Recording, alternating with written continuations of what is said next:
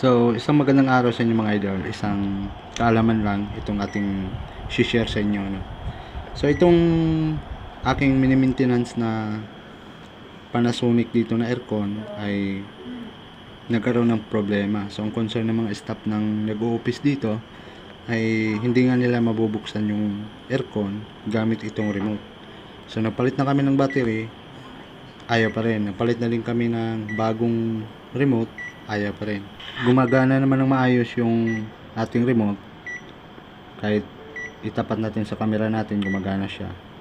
So, ang ginawa ko dito, sakto na meron kaming dating Panasonic na hindi na rin ginagamit.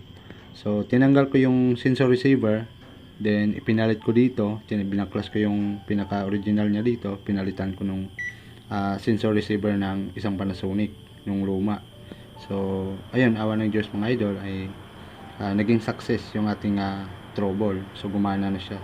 So, makikita nyo naman ngayon, ayan, nagre-receive na siya ng signal galing sa ating remote. No? So, yun lang yung ating kunting idea na may ibabahagi sa inyo. Baka encounter kayo ng ganito mga idol.